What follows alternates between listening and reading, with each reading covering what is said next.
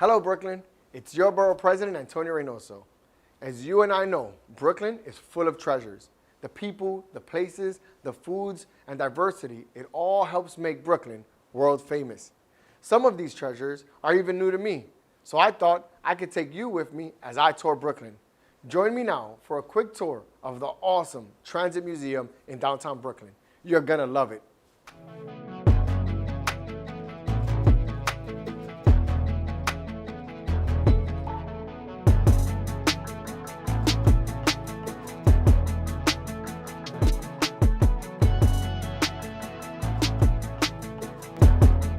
So we're going to do a really quick kind of walk through our permanent exhibit, and then we're going to go down the platform, and I'm just going to kind of hit the high notes. But I would be remiss if I didn't tell you, if I tell you nothing else today, how much we love Brooklyn.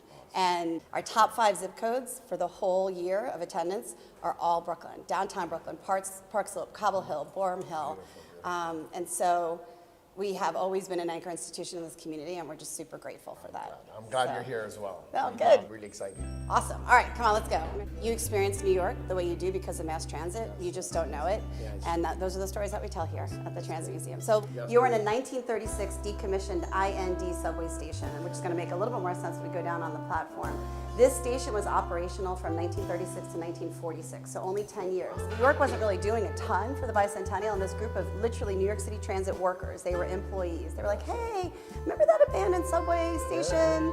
Can we do a pop-up exhibit? And 48 years later, we're one of the largest, mass transit. Exactly. Oh, that's awesome. And so we just never close our doors. We've been beloved and sort of popular ever since the day that we opened. This is kind of cool because this is our homage to a group of people that are called sandhogs. And sandhogs still exist, and they're actually at work right now doing the 2nd Avenue extension. However, sandhogs got their name in Brooklyn, and they really were the people that did the deep mining, the tunneling for the subway system.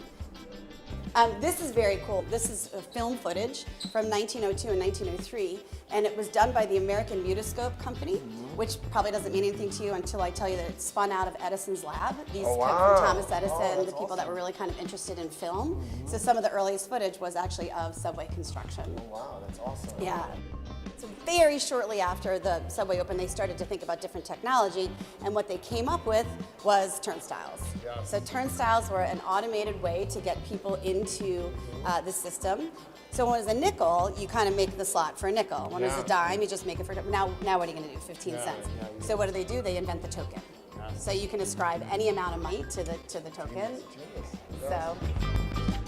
So here's the thing about the Transit Museum. We are considered, which I love, an initial museum experience. But lots of people, this is their first museum because what we have is there's no imposing staircase. If you can figure out how to get on a subway, you can come to my museum, right? And so what's really important to us is the single largest determinant of whether or not you go to a museum as a grown-up is if you're exposed to it as a child. That is true. So we want to make sure that we have tons of kids come through here, that they have a positive experience.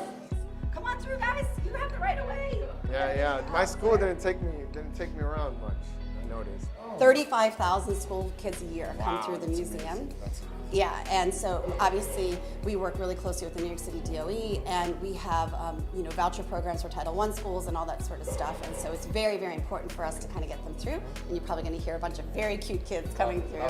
All right, this is sort of the piece de resistance. We have over 100 years of subway history. And this is, nice. These are our BUs, which stands for Brooklyn Union Elevated Cars. This is the oldest cars in our collection, 1907, 1904. And if you want to, you can ring the bell. Leather straps? That's why we were called strap hangers. So there were actually leather straps in the very beginning of the cars. So there's a couple of things about this car, which this is called the Manhattan Seating Plan, even though it was started in Brooklyn. But the idea was if you were going sort of really long distances from deep Brooklyn over the Brooklyn Bridge, you'd sit in the middle, like a kind of traditional rail carriage. If you're just doing short hops, you'd sit over here. Makes sense, right? Yes. It's like one stop or two, you're here. Here, if you kind of, long ride over, from more comfortable seating. That's right. So we have these rattan seats, and some of the other great things about this, all of the vintage period ads. So what we know of as the New York City subway today is actually an amalgam of 3 separate companies that came together in 1940. This side of the platform are all your letter trains, A, E, C, N, R, W, J, Z. And your letter trains in New York City will always be longer, a little bit wider, 4 doors. Okay. 1917, they decided, okay, the most efficient way to do it is to get rid of the gates on either end, to have long bench seats and 3 doors. What does that mean for you today? That means that any A division train, 1, 2, 3, 4, 5, 6, 7, will only ever have long bench seats. Wow. In 2023 New York City. Yeah, they figured it out early and kept stuck to with it, it. and Yeah, kept to it. Yeah. I see, that's why we can't have just one train forever, one car for every. That's right. That's right, because it's 3 separate companies, and there are basically 2 divisions. There's the A division and the B division. This is called our Bluebird, and this is what would take people to the second World's Fair in Queens, and it's actually thought to be one of the first times in Transportation Authority history where they actually branded a line of trains. World's Fair, take the blue train. This is the train I'm very familiar with. Yes, and so this is a Redbird. This is really the sort of iconic from the 60s, 70s, 80s, 90s. Actually had a very, very long life, all the way up until the early 2000s, when the entire car class was sunk off the eastern seaboard of the United States to create an artificial reef. So, yeah.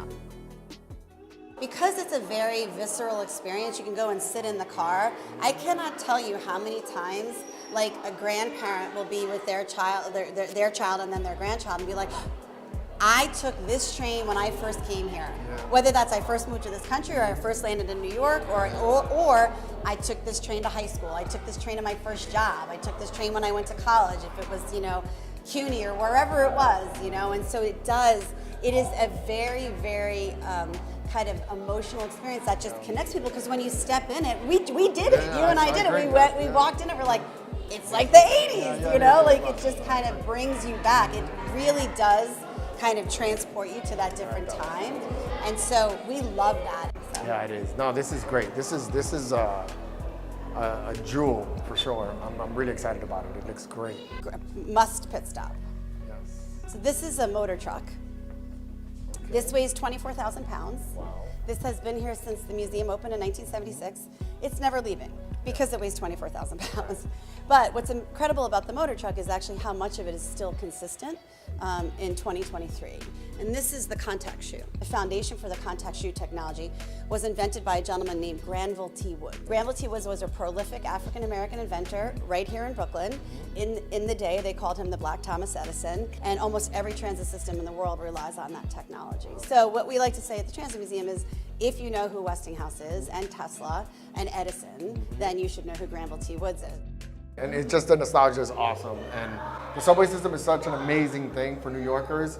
We're very proud of it. You go anywhere else, the subway systems just don't compare. Yeah. And to have that history and see it all, it's amazing. So good. I'm so This glad. is so good. This is great. Yes, I'm really excited. So prior to the pandemic, we actually engaged with over 700,000 visitors a year, which I know blows people's minds. That sounds And we are very fortunate because we do that in ways that maybe some other museums might not be able to do.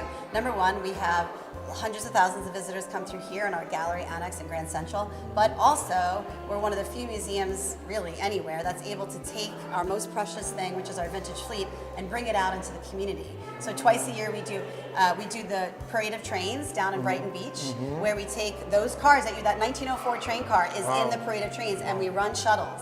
Wow. From Brighton Beach to Kings Highway and back. And all you have to do is just tap into the system. So $2.75, and you can ride the train all day. And trust us, tens of thousands of people come out every summer and ride those trains with us. And then also, like with our vintage bus fleet, we're parked under the Brooklyn Bridge. It's a great celebration, tens of thousands of people. We want you to come here. This is always home base for us because we have a lot of cool stuff.